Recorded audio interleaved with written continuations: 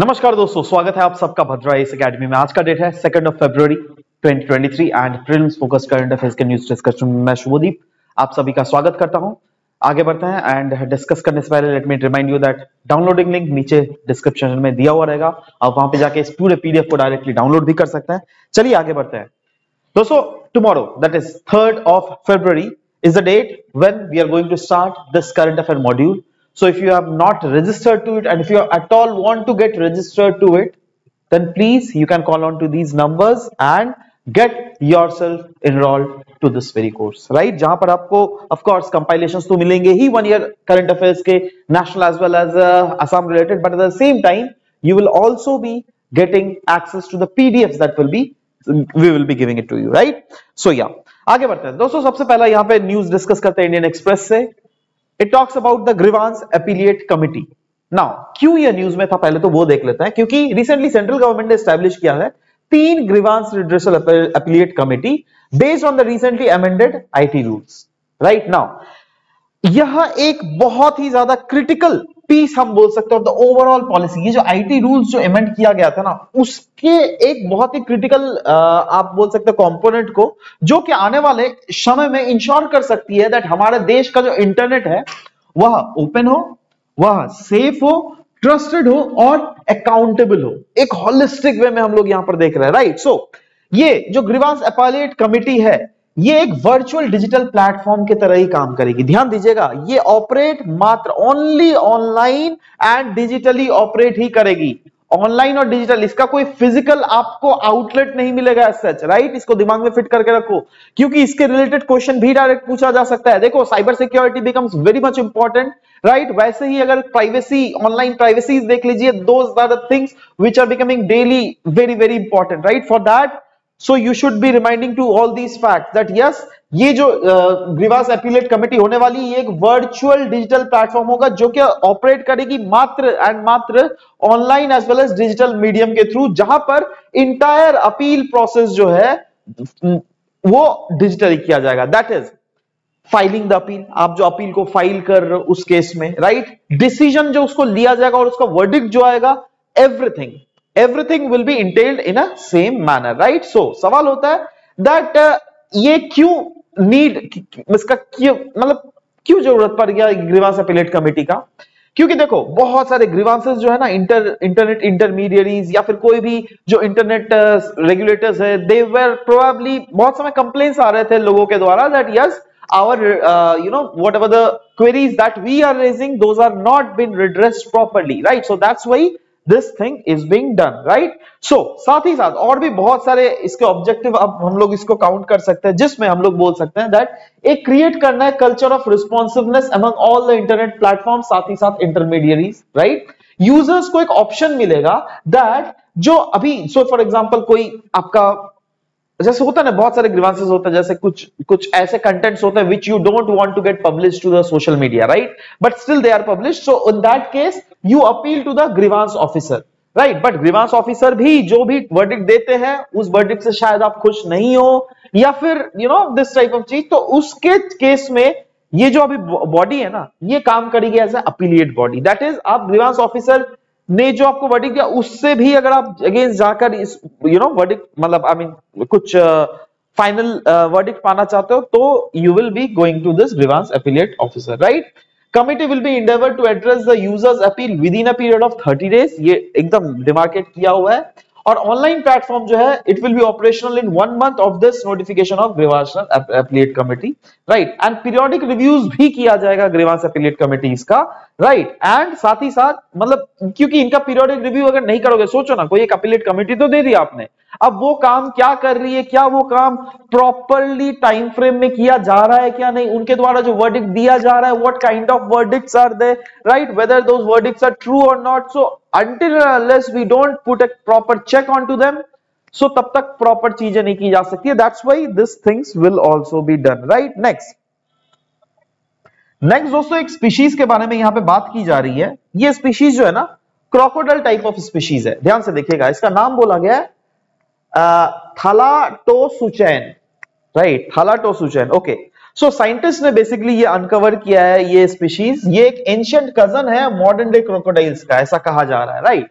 सो वही चीज बोला गया दैट ये जो पाया गया ना, ये कहां पर पाया गया, यूनाइटेड किंगडम्स के जुरासिक कोस्ट में पाया गया, और कहा जा रहा है दैट इनका जो मतलब स्नाउट्स होता है ना, जैसे आप घड़ियाल का स्नाउट देखें, कुछ लंबा सा निकलता है ना, देखो ये भी घड़ियाल टाइप ऑफ ही दिख रहा है ना, तो इसका भी जो स्नाउट जो है काइंड ऑफ सिमिलर टू घड़ियाल क्रोकोडाइल्स ही हमें यहाँ पर देखने को मिल रहा है। एंड घड़ियाल क्रोकोडाइल्स अगर बस बात की जाए तो ज्यादातर इंडिया के नदर्न इंडिया वाटर सिस्टम्स में ही ये हमें मिलता है ना, बट ये हमें कहां पर मिला है, इसके एविडेंसेस यूनाइटेड किंगडम्स में। देखो अब हम ये मैं जरूर बोल सकता हूं that this is a kind of news that is there in transition, because इसके ऊपर और भी सर्वेस किए जाएंगे, बहुत सारे आपका जाकर स्टडीज की जाएगी, उसके बाद पे बहुत सारे चीजें रिपोर्ट्स भी हम लोग को आते हुए दिखेगा, right. Next, Visakhapatnam to be Andhra Pradesh capital.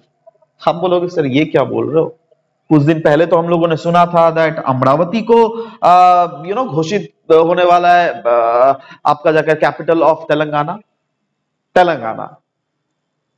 Sorry Andhra Pradesh, क्योंकि आपको पता होना चाहिए दैट आंध्र प्रदेश और तेलंगाना जो है 2014 में टूटा, राइट।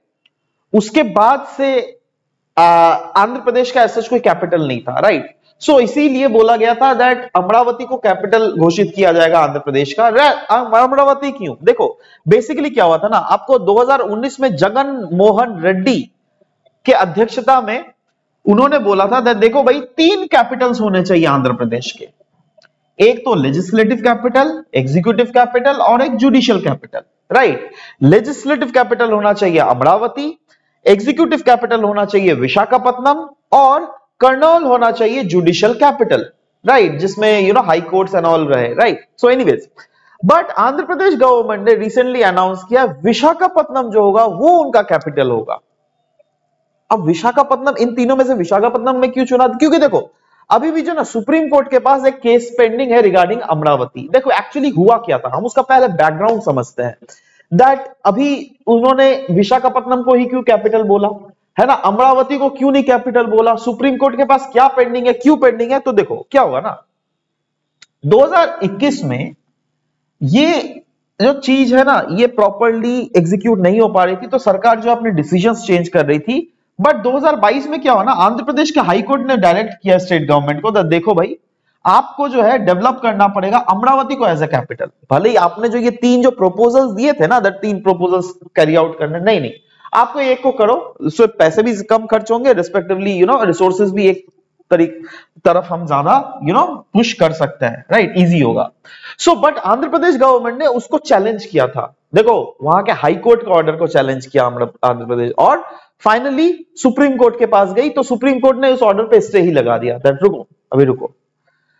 उसके बाद शिवा रामाकृष्णन कमिटी को कॉन्स्टिट्यूट किया गया था बाय द यूनियन गवर्नमेंट, और उन्होंने सजेस्ट किया था place to build the capital city of Andhra Pradesh, और इस रिपोर्ट को फर्दर वैसे सबमिट किया गया था to the then home minister Rajnath Singh, and committee ने भी अपोज किया था of creating a single super capital जैसे अमरावती, और कमिटी ने भी बोला था that okay there should be 3, right. So इसीलिए कहीं ना कहीं अभी भी डायलेमा, देखो अब इतना ओल झलोल इसमें पढ़ना ही हम लोग को नहीं, हम लोग को प्रीलिम्स पर्सपेक्टिव में जो सीधा फोकस है उसको हम लोग को रखना है, ऐसा नहीं कॉन्फ्लिक्ट क्या चल रही है वो तो हम लोग मेंस पर्सपेक्टिव में एनालिसिस करते हैं ना। अभी आपको यहाँ पर प्रीलिम्स को फोकस ज्यादा वे में मैं करवाने की कोशिश कर रहा हूँ, राइट। सो इसीलिए हम लोग इसको ऑब्जेक्टिव वे में देखेंगे, राइट। एनीवेज, नेक्स्ट बात करेंगे हाई नेटवर्थ इंडिविजुअल्स HNIs के बारे में और इंस्टीट्यूशनल इन्वेस्टर्स के बारे में, राइट।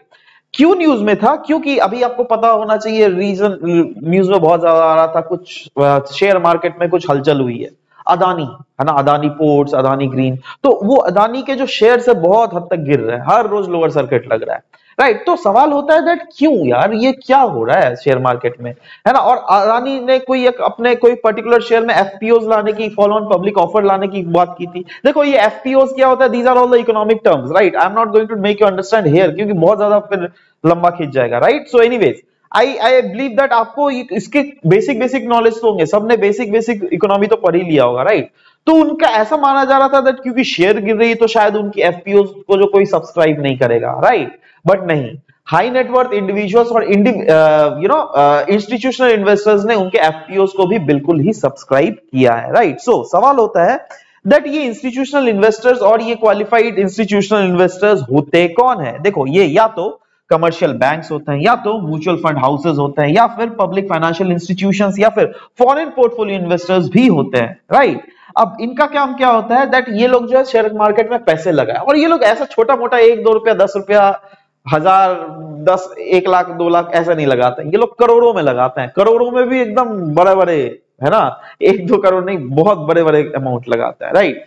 इनका फोकस पता है क्या होता है दैट सोचो आज शेयर में इन्होंने 10 करोड़ लगाए, मान लो 100 करोड़ लगाए, ठीक है, तो ये लोग एक्सपेक्ट करते हैं दैट 4-5 दिनों में, एक हफ्ते में वो 10 करोड़ 100 करोड़ शायद 110 करोड़ या फिर 120 करोड़ हो जाए, समझ लो, जिससे 8-10-20% वो लोग मुनाफा कमा ले, है ना। So that is why they are investing these kind of money in these kind of areas, right. So SEBI ने भी मैंडेट किया था दैट QIIs जो है, that is qualified institutional investors, ये 50% से ज्यादा शेयर्स तो खरीद ही नहीं सकते। और सवाल होता है दैट ये क्वालिफाइड इंस्टीट्यूशनल इन्वेस्टर्स या फिर इंस्टीट्यूशनल इन्वेस्टर्स में कौन कौन आते हैं, तो ये सब भी हम लोगों ने काफी यहां पर डिस्कस कर ही लिया।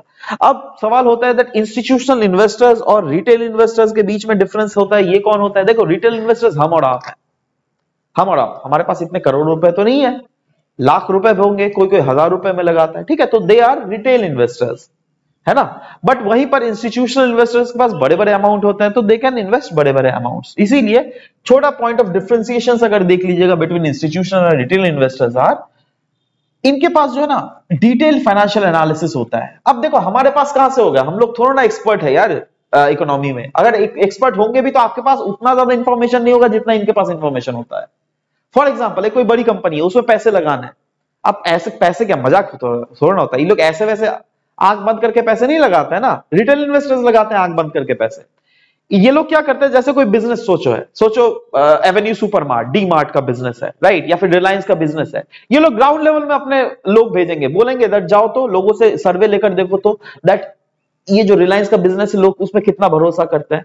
उसके बाद लोगों के सर्वे के ऊपर में उसके बाद वो लोग एक्चुअली में देखेंगे भी दैट क्या ये प्रोडक्ट जेन्युइन बेच रहा है क्या नहीं मार्केट लेवल में, उसके बेसिस पे डिटरमाइन किया जाता है दैट कितना पैसा ये लोग इन्फ्यूज करे, राइट।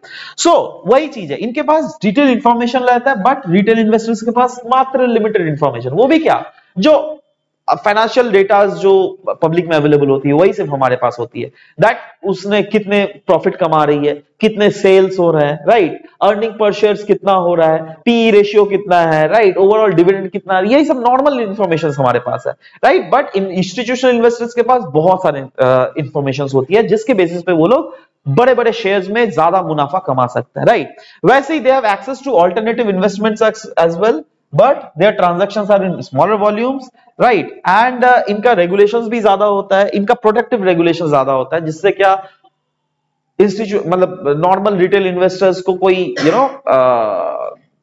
एक्सप्लॉइट ना कर सके, राइट। नेक्स्ट दोस्तों, वर्ल्ड इकोनॉमिक आउटलुक के बारे में एक रिपोर्ट आया था, तो उसके बारे में मैं यहां पर डिस्कस करना चाहूंगा आप सबके साथ। World economic outlook report IMF के द्वारा रिलीज किया जाता है, एंड रिसेंटली बोला गया that IMF has marginally improved the forecast of global growth. ध्यान से समझने की कोशिश करना, ग्लोबल ग्रोथ जो कि अभी बोला जा रहा था दैट रिसेशन में जाने वाली है, उसमें इसने बोला that global growth will bottom out in the year 2023। That is IMF ने रूल आउट किया है अ ग्लोबल रिसेशन। IMF ने बोला नहीं भाई, ग्लोबल रिसेशन तो ऐसा नहीं आने वाली है, क्योंकि negative growth in global GDP, या फिर हम ग्लोबल जीडीपी पर कैपिटा अगर देख लीजिएगा, which often happens when there is a global recession, it is not at all expected। मतलब IMF के स्टडीज के आधार पर उनको पाया गया दैट नहीं भाई, ग्लोबल रिसेशन तो अभी के लिए एज सच एग्जिस्ट नहीं करेगी। इनफैक्ट उन्होंने इंडिया के बारे में भी बोला है दैट दुनिया में जितने सारे कंट्रीज है उसमें से India one of the fastest growing major economy होने वाला है 2023 एज वेल एज 2024 में, राइट। तो ये सब कुछ प्रेडिक्शंस किया गया है वर्ल्ड इकोनॉमिक आउटलुक के द्वारा। Next, inaugural ICET dialogue. This is probably the last current affair that we are discussing. So inaugural ICET dialogue ये न्यूज में था, क्यों? क्योंकि इंडिया और यूएस के जो नेशनल सिक्योरिटी एडवाइजर्स है ना, ये लोग मीट करने वाले हैं इस ICET डायलॉग के में, ठीक है। सो वैसे तो ये अनाउंस किया गया था 2021 को, राइट, और बोला गया था देखो भाई ये जो आईसीईटी डायलॉग है इसको संभाला जाएगा by national security councils of both the countries, right, जिसमें नेशनल सिक्योरिटी एडवाइजर्स जो है they are the at the top most. इसका काम क्या है? टू एक्सपैंड द इंडिया का यूएस का पार्टनरशिप किस किस एरियाज में? क्रिटिकल इमर्जिंग टेक्नोलॉजीज के सेक्टर में, जैसे ग्लोबल ग्रोथ को ड्राइव करने के सेक्टर में, दोनों कंट्री के इकोनॉमिक कॉम्पिटिटिवनेस को आगे बढ़ाने के सेक्टर में, राइट, नेशनल सिक्योरिटी इंटरेस्ट जैसे जिससे दोनों देशों का इंटैक्ट रहे, उस सेक्टर्स में कहीं ना कहीं ये दोनों देश मिलकर बहुत अच्छा काम कर रही है। एरियाज ऑफ कॉपरेशन क्या क्या होने वाला है? R&D, quantum computing, defence innovations, space, 6G, semiconductors, right. So these are the areas of cooperation between the two countries. अब आ जाते हैं दोस्तों एमसीक्यूज में। एमसीक्यूज में कल का जो एमसीक्यू पूछा गया था उसमें पहले देख लेते हैं दोस्तों। देखो सेना स्पेक्टाबिलिस के बारे में हम लोग पूछा था, हमने पूछा था ये है क्या।